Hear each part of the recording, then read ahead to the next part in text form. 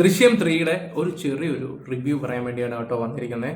ദയവ് ചെയ്തിട്ട് ദൃശ്യം 1ഉം 2ഉം ആയിട്ടൊന്നും കമ്പയർ ചെയ്തിട്ട് ഈ ഒരു പടം കാണാൻ വേണ്ടി ആരും പോകരുത്. നേരത്തെ തന്നെ ഈ പറഞ്ഞ ജിത്തു ജോസഫും ലാലേട്ടനും ആന്റണിയും എല്ലാവരും പറഞ്ഞ കുറച്ച് കാര്യങ്ങളൊക്കെ ഉണ്ട്. അത് ദൃശ്യം 1ഉം 2ഉം കഴിഞ്ഞിട്ട് അറിയാലോ ഒരു മനുഷ്യനെ എങ്ങനെ ലൈഫ് കൊണ്ടുപോകുന്നത്. അപ്പോൾ ഒരുപാട് കാര്യങ്ങൾ മനസ്സിൽ കിടപ്പുണ്ട്. അതൊക്കെ വെച്ചിട്ടുള്ള ഒരു മൂവിയും കാര്യങ്ങളൊക്കെയാണ്. പുള്ളിയുടെ കൂടുതൽ ഇമോഷണലും കാര്യങ്ങളൊക്കെയാണ് ഈ പടത്തിൽ ഉൾപ്പെടുത്തിയിട്ടുള്ളത്. അപ്പോൾ അതുകൊണ്ട് 1ഉം 2ഉം പ്രതീക്ഷിച്ചൊന്നും ആരും അങ്ങോട്ടൊന്നും പോകരുത്. പിന്നെ കഥാപാത്രം എടുത്തു നോക്കുവാണെങ്കിൽ സിദ്ദിഖ് എന്നെ വളരെ ഞെട്ടിച്ചു കേട്ടോ. സിദ്ദിഖ് പിന്നെ ഒരാളുണ്ട്, ആ വ്യക്തി ഫസ്റ്റിനകത്തുള്ള ഒരു മെയിൻ ക്യാരക്ടറാണ്. അദ്ദേഹം ഇതിനകത്തുണ്ട്. ഇന്റർവെല്ലിൽ പുള്ളി അങ്ങ് തൂക്കുന്നുണ്ട്. ഞാൻ പുള്ളിയുടെ പേരും കാര്യങ്ങളൊന്നും പറയുന്നില്ല, ഡൗട്ടുള്ളവർക്ക് വേണമെങ്കിൽ കമന്റ് ബോക്സിൽ ഇടാം കേട്ടോ.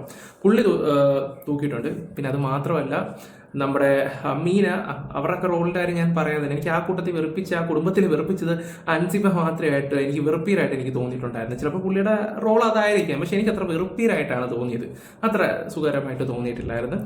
പിന്നെ ഓരോ മുരളി ഗോപിയുടെ കഥാപാത്രമാണെങ്കിലും പുള്ളി സെക്കൻഡ് അത്ര വലിയ സംഭവമായിട്ടൊന്നും ഇതിനകത്ത് കാണിക്കുന്നൊന്നുമില്ല. പിന്നെ സിദ്ദിഖ് പുള്ളി കൊള്ളാം, പുള്ളിയുടെ പരിപാടികളും കാര്യങ്ങളൊക്കെ കൊള്ളാം. പിന്നെ ജോർജ് കുട്ടി എങ്ങനെയാണെന്ന് നോക്കിയാൽ ഈ വട്ടം നമ്മൾ പ്രതീക്ഷിക്കാത്ത കുറച്ച് എന്താ പറയണ്ടേ ഇച്ചിരി ഇതൊക്കെ ഉണ്ട് ജോർജ് കുട്ടിയുടെ. അത് നിങ്ങൾ പടം കാണുമ്പോൾ നിങ്ങൾക്ക് മനസ്സിലാക്കാം. പിന്നെ അതുപോലെ തന്നെ ഞാൻ കുറച്ച് റിവ്യൂസും കാര്യങ്ങളൊക്കെ കാണാൻ ഇടയായിട്ടുണ്ടായിരുന്നു. ഇപ്പോഴേ കുറേ ആൾക്കാർ നെഗറ്റീവ് അടിച്ച് തുടങ്ങിയിട്ടുണ്ട്, നല്ല രീതിയിൽ നെഗറ്റീവ് അടിച്ച് തുടങ്ങിയിട്ടുണ്ട് ഈ ഒരു മൂവിനെ കുറിച്ച്. ഞാൻ കുറേ എണ്ണത്തിൻ്റെ കണ്ടതാണ്. പിന്നെ കുറേ എണ്ണം മിസ്ലീഡിങ് ആയിട്ടുള്ള രീതിയിലൊക്കെ കുറേ കാര്യങ്ങൾ. പിന്നെ ദയവ് ചെയ്തിട്ട് ഇത് കാണുന്നവരോടൊരു കാര്യം പറയാം, ഇതൊന്നും എടുത്ത് സ്പ്രെഡ് ചെയ്യാനൊന്നും പോകുകയൊന്നും ചെയ്യരുത്.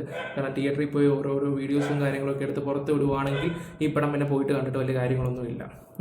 പിന്നെ പടം സ്ലോയിലാണ് പോകുന്നത്. പിന്നെ ഫസ്റ്റ് ഹാഫ് അങ്ങോട്ട് എന്താ പറയണ്ടേ, അങ്ങോട്ട് തീരാൻ പോകുമ്പോൾ ഒരു വെടിച്ചിന സാധനം വരുന്നുണ്ട്.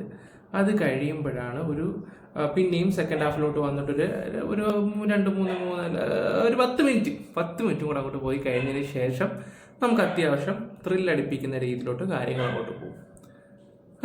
പിന്നെ ജിത്തു ജോസഫിൻ്റെ ഒരു ചെറിയൊരു പരിപാടി കാണുമല്ലോ എവിടെ ആയാലും, അത് പുള്ളി കൊണ്ട് പറ്റുന്ന രീതിയിലാണ് അത് പുള്ളി സെറ്റ് ചെയ്ത് വെച്ചിട്ടുണ്ട്. കാരണം ഫസ്റ്റും സെക്കൻഡും പോലല്ല തേർഡ്.